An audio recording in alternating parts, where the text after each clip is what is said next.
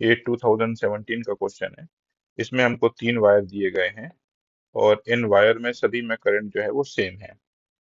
ये करंट जो है मैं बता देता हूँ, यहाँ पर दिया हुआ है perpendicular to plane of paper, मतलब ये जो प्लेन है पेपर का इसके परपेंडिकुलर है। तो अगर ये एक्स है और ये वाई डायरेक्शन है तो वो जेड डायरेक्शन में होगा।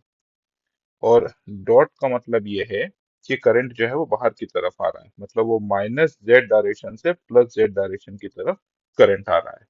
तो ये 3 करंट कैरिंग वायर हो गए। आपको निकालना है magnitude of force per unit length on middle wire. तो मिडिल वायर पर यूनिट लेंथ कितना फोर्स लग रहा है वो हमको निकालना है। तो इसका तो डायरेक्ट फार्मूला है, आपको पता होना चाहिए। Force per unit length between parallel wires is given by mu naught I1 I2 upon 2 pi D, जो है वो इन दोनों के बीच का डिस्टेंस है।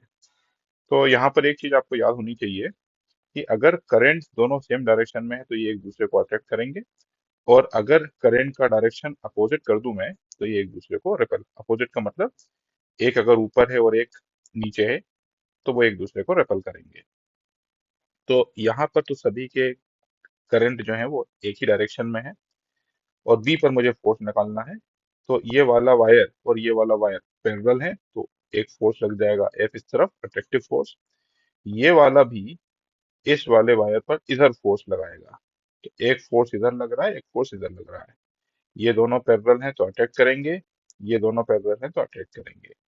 और वो फोर्स कितना होगा, म्यू नॉट, दोनों का करंट I1 I2 सेम है, और दोनों के बीच की दूरी जो है वो है डी। तो नेट फोर्स जो है वो इस तरफ आएगा, तो हमें एक √2 का फैक्टर लेके आना पड़ेगा।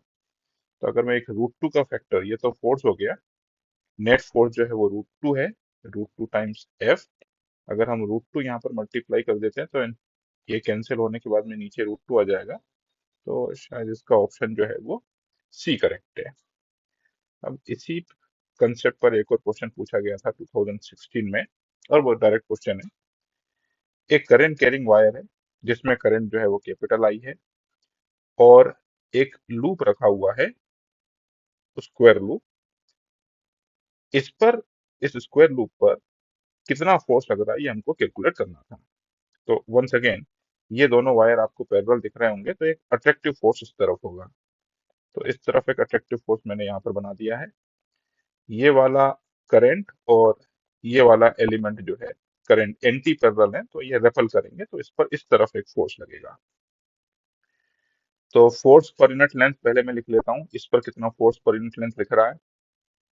तो म्यू नॉट, इसमें करंट है आई और इसमें करंट है स्मॉल आई, तो म्यू नॉट I1 I2 2 पाई, और दोनों के बीच का जो डिस्टेंस है वो L/2 है, राइट।